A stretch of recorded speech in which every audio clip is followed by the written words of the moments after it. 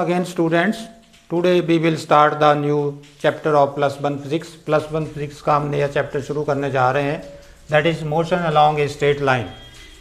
और इसमें हम लोग डिफरेंट टॉपिक्स पढ़ेंगे। तो इनको पढ़ने से पहले जो फिजिक्स बॉडी की मोशन से डील करती है उसे कहते हैं mechanics. The branch of physics which deals with the motion of the object is called mechanics, but motion should be eight low speed. Motion जो है वो लो स्पीड के ऊपर होनी चाहिए। अगर हाई स्पीड के ऊपर कर दी आपने, then it will becomes the another branch of physics that is called relativity. तो जब हमारी वेलोसिटी लो स्पीड पे होती है या स्पीड जो है वो लो होती है, वेलोसिटी लो होती है, तो उसी टाइम जो है हम ये मैकेनिक्स को डील कर सकते हैं। अगर वेलोसिटी या स्पीड उस बॉडी की that is comparable to the velocity of light, then it will be the relativity. तब हमारे पास अनदर ब्रांच ऑफ फिजिक्स आ जाएगी that is called relativity. But today we are dealing with the mechanics. Mechanics is the branch of physics which deals with the motion of the object at low speed. तो chapter number 3 है ये हमारा। तो इसमें हम पहले करने जा रहे हैं मैकेनिक्स। मैकेनिक्स क्या है? मैकेनिक्स, तो मैकेनिक्स में the branch of physics which deals with the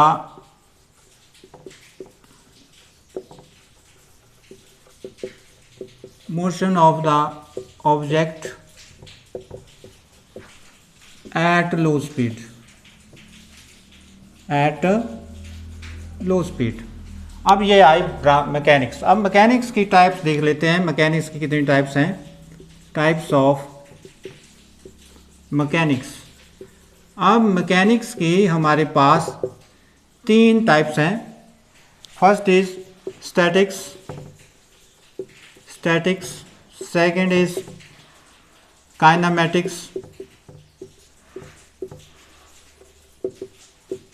third is dynamics.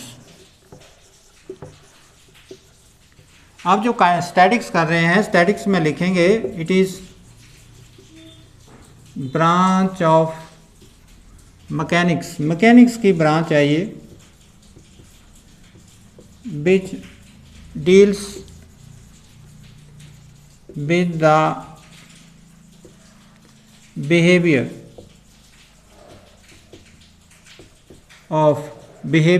Of object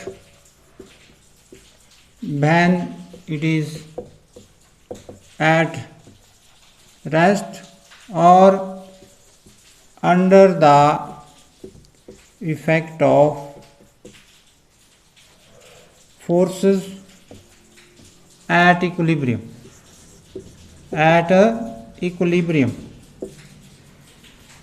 under the effect of forces at equilibrium। Statics क्या हुई? स्टैटिक्स एक ऐसी ब्रांच है मैकेनिक्स की जिसमें ऑब्जेक्ट या तो रेस्ट में होगा या फिर क्या होगा, उसके ऊपर बराबर फोर्सेस लगेंगी जैसे। और जब बराबर फोर्सेस लगेंगी चारों तरफ से, तो वो जो ऑब्जेक्ट है वो मूव भी नहीं कर पाएगा, वो भी रेस्ट में ही रहेगा। तो 2 कंडीशन होती हैं कि mechanics is that is statics is the branch of mechanics which deals with the motion of the object या behaviour of the object when the object is at rest. अब मोशन तो होगी नहीं उसकी, क्योंकि they are under the action of equilibrium forces. तो उस case में हम ऑब्जेक्ट का बिहेवियर ही स्टडी कर सकते हैं कि ऑब्जेक्ट जो है वो क्या बिहेव कर रहा है under the effect of forces at equilibrium, या फिर वो रेस्ट में है। अब दूसरा जो आता है, सेकंड आता है काइनेमैटिक्स। काइनेमैटिक्स क्या है? काइनेमैटिक्स जो है it is again branch of it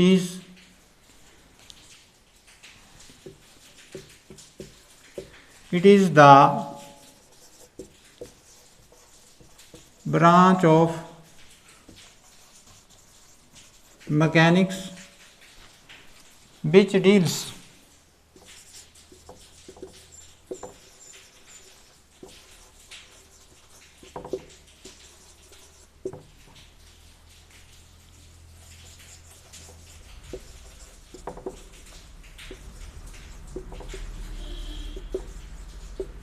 deals with the motion of object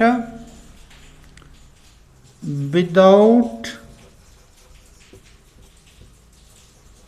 considering its causes, called without considering it's causes, क्या इसके कारण है उनको बिना कंसिडर किए, without considering it's causes called kinematics.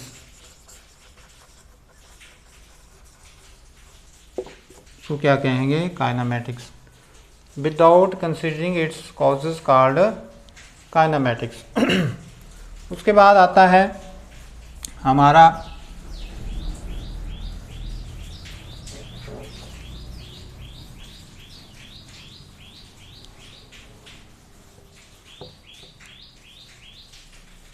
Dynamics.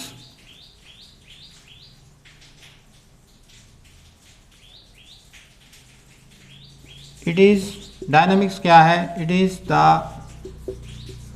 Branch of mechanics which deals with the study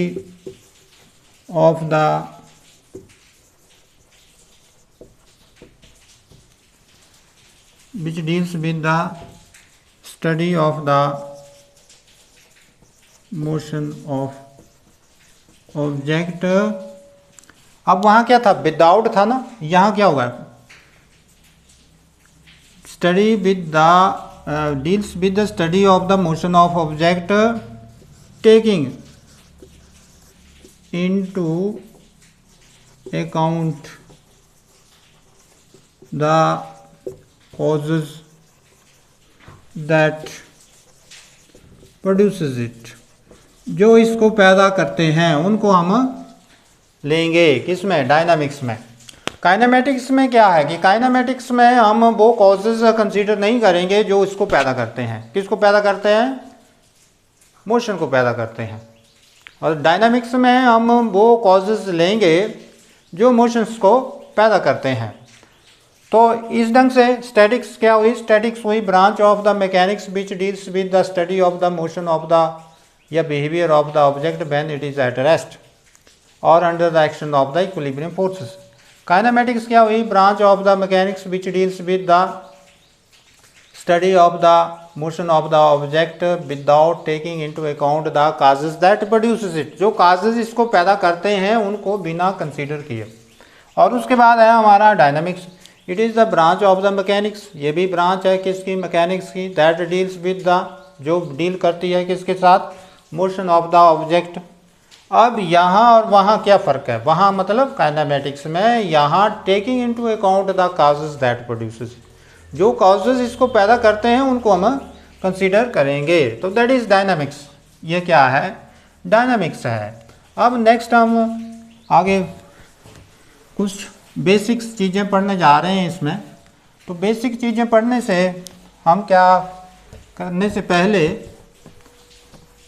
हम बात कर रहे हैं रेफरेंस पॉइंट की। रेफरेंस पॉइंट क्या होता है, रेफरेंस पॉइंट वो पॉइंट होता है जहाँ से हम कोई चीज़ मापने शुरू करते हैं। जैसे रेफरेंस पॉइंट जो है वो ऐसा पॉइंट है जहाँ पर तीनों ही एक्सेस आपस में क्रॉस करती हैं। हमारी तीन एक्सेस क्या है, एक्स एक्सेस है, वाई एक्सेस है, जेड एक्सेस है। और तीनों ही एक्सेस कहाँ क्रॉस करती हैं, ओरिजिन के ऊपर। और ओरिजिन ही क्या हुआ, रेफरेंस पॉइंट हुआ। अब इसी में ही फ्रेम ऑफ रेफरेंस आता है कि फ्रेम ऑफ रेफरेंस क्या है, कि फ्रेम ऑफ रेफरेंस है कि when you measure the something from that reference point, जब आप किसी चीज़ को उस रेफरेंस पॉइंट से माप रहे हैं तो वो फ्रेम ऑफ रेफरेंस आ गया।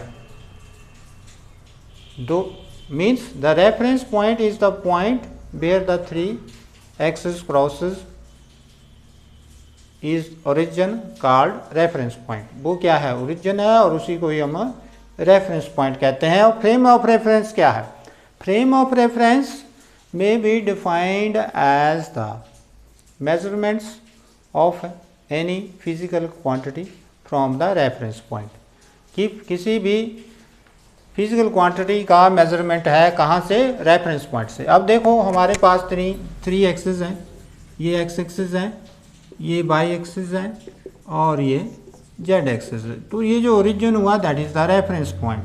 तो reference point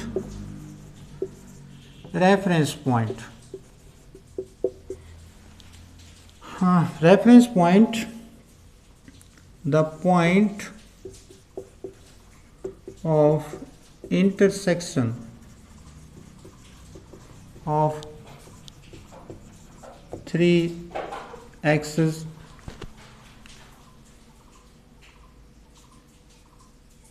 called origin is the reference point, is the reference point। ये क्या हुआ, रेफरेंस पॉइंट हुआ। The point of intersection of three axes कौन सी हैं, x axis, y axis, z axis, and this is the reference point. अभी मैं इसको मापने शुरू करूं यहाँ से, तो this is the reference point. अब देखो frame of reference, frame of reference क्या है, the measurements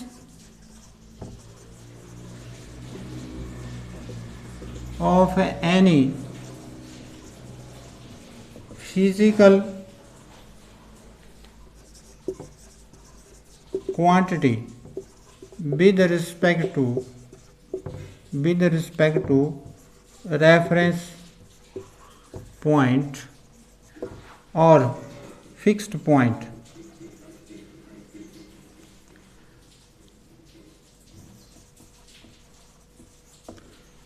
the measurement of any physical quantity with respect to reference point or a fixed point with respect to surrounding, या surrounding के हिसाब से भी हो सकता है। the measurements of any physical quantity with respect to reference point or fixed point is called frame of reference। अब देखो ये अगर मान लो आपका कोऑर्डिनेट सिस्टम है ओ एक्स वाई जेड ना, हम इसको ले लेते हैं कि ये रेफरेंस पॉइंट है। अगर हम यहाँ क्लॉक रख दें और उससे हम क्या मापें, टाइम मापें, किस में, इस सिस्टम में, फ्रेम ऑफ रेफरेंस में, तब ये सारा सिस्टम क्या बन गया, फ्रेम ऑफ रेफरेंस बन गया। ये रेफरेंस पॉइंट है, this is the reference point. इस रेफरेंस पॉइंट के हिसाब से हम टाइम मापने शुरू कर रहे हैं कि अभी जो है, अभी हमने टाइम मापा, इसमें रखा हुआ है, किस में रखा हुआ है, रेफरेंस पॉइंट में रखा हुआ है, ये हमारी सिस्टम में रखा हुआ है, और ये सारा का सारा क्या बन गया, फिर ये फ्रेम ऑफ रेफरेंस बन गया। कोई भी मेजरमेंट्स आप अलॉन्ग एक्स एक्सिस लेंगे तो वो एक्स एक्सिस का कोऑर्डिनेट हो जाएगा, बाई एक्सिस लेंगे तो बाई एक्सिस जो है कोऑर्डिनेट हो जाएगी। कोऑर्डिनेट्स क्या है, measurements along any axis is called coordinates. Measurements of any physical quantity along any axis is called its coordinates. तो फ्रेम ऑफ रेफरेंस की बात चली हुई है, तो फ्रेम ऑफ रेफरेंस क्या हुआ कि measurements of any physical quantity with respect to reference point और a fixed point is called frame of reference. उसे क्या कहेंगे, फ्रेम ऑफ रेफरेंस कहेंगे। अब फ्रेम ऑफ रेफरेंस कितनी प्रकार की हैं, फ्रेम ऑफ रेफरेंस दो प्रकार की हैं, एक इनर्शियल फ्रेम ऑफ रेफरेंस और दूसरी क्या है, non inertial frame of reference. Frame of reference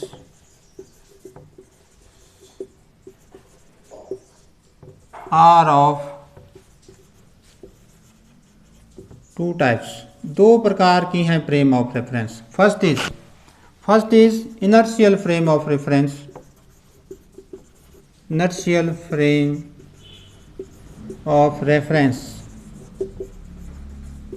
अब इनर्शियल फ्रेम ऑफ रेफरेंस की बात हो रही है, तो इनर्शियल फ्रेम ऑफ रेफरेंस क्या हुआ, ऐसा फ्रेम ऑफ रेफरेंस जो कि रेस्ट में होता हो या यूनिफॉर्म एक्सेलरेट या यूनिफॉर्म वेलोसिटी के साथ मूव कर रहा हो, या तो वो क्या हो, रेस्ट में हो, या फिर क्या कर रहा हो, यूनिफॉर्म वेलोसिटी के साथ क्या कर रहा हो, वो मूव कर रहा हो। अगर कोई frame of reference uniform velocity के साथ मूव कर रहा है तो उसकी एक्सेलरेशन जीरो है, अगर वो रेस्ट में है तो भी उसकी एक्सेलरेशन क्या है, जीरो। मीन्स जिस फ्रेम ऑफ रेफरेंस की एक्सेलरेशन जीरो होती है वो that is inertial frame of reference. Understand? Means non-accelerated frame of reference is called inertial frame of reference. या frame of reference in which the velocity is zero, या moving with a constant velocity, या it is at rest में हो, that is called inertial frame of reference. तो a frame of reference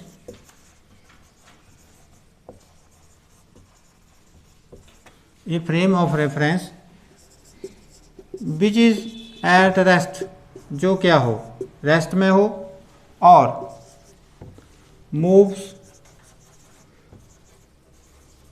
with a uniform velocity. A frame of reference which is at rest or moves with a uniform velocity is called inertial frame of reference. Is called inertial frame of reference. ये क्या हुई, inertial frame of reference. दूसरी क्या है, non inertial frame of reference. Non inertial frame of reference. Non inertial frame of reference क्या हुआ, जो frame of reference, अब इसमें इनर्शियल फ्रेम ऑफ रेफरेंस के एग्जांपल्स की बात करें तो for example A train moving along A track, A train moving along a track with constant velocity, constant velocity के साथ मूव कर रही है. ये rocket which is launched into the space is a inertial frame of reference. तो इस ढंग से हम लोग ये कह सकते हैं. अब non inertial frame of reference क्या हुआ, ये frame of reference which moves with non-uniform velocity is called inertial frame of reference. Means a frame of reference which is accelerated is called non-inertial frame of reference. ये non accelerated है, ये क्या है, accelerated है. तो यहाँ आप लिख सकते हैं ए फ्रेम ऑफ रेफरेंस